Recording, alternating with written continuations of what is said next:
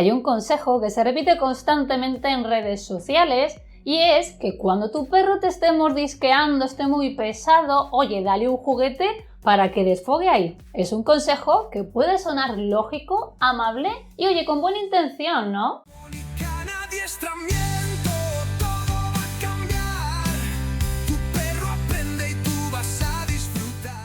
Muy buenas, muchas gracias por estar aquí. Mi nombre es Isabel de Can Adiestramiento Canino y hoy vamos a hablar sobre estos consejos que, oye, más que ayudar, van a empeorar la conducta de tu perro. Y este consejo nos lo encontramos a diario en multitud de vídeos virales, en cursos online que nos encontramos por ahí. Y oye, familias que vienen a consulta diciendo que hacen esto, pero que no entienden el por qué sigue mordiendo, si ellos están aplicando al pie de la letra el consejo viral que encontraron por ahí. Y bueno, aquí estoy para explicaros detalladamente por qué este consejo, esta técnica no os va a funcionar. Y por supuesto, explicarlo bajo la ciencia, bajo la psicología del aprendizaje. Y es que la escena suele ser esta. El perro muy nervioso te muerde las manos, las mangas. Seguidamente lo que hay que hacer es coger un juguete y dárselo o lanzárselo. Desviar su atención al juguete que suelen vender. Pero de verdad, analicemos la secuencia. Analicemos qué ocurre. Primero, una conducta del perro, que es morder, que va seguidamente de una entrega de un juguete, que es un premio. Es algo que el perro considera bueno y que pueda asociar a esa mordida. Y por ende hacer que tu perro muerda más y más con la intención de conseguir su juguete. Y es que, oye, no, al perro no hay que corregirle, ¿no? No hay que ponerle límites. Hombre, te está mordiendo, si acaso lo máximo que puedes hacer es redirigir esa conducta con un juguete. Error. Que no quito que esto sea con buena intención. Ese tutor de ese perro que, oye, no le quiere hacer nada malo al perro. Lo entiendo, maravilloso.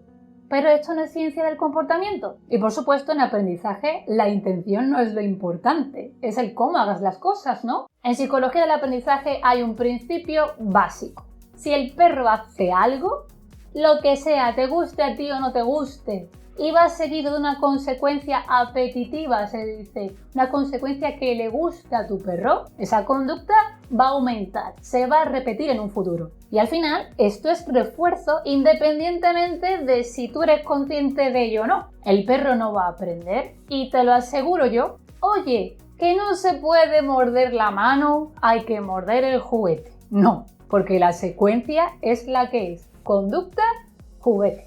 Conducta juguete, juguete reforzador, conducta aumenta. Que puede ser que no sea un premio intencional, que tú no quieras premiar, yo lo entiendo, pero es que eso no quita que secuencialmente lo estés haciendo.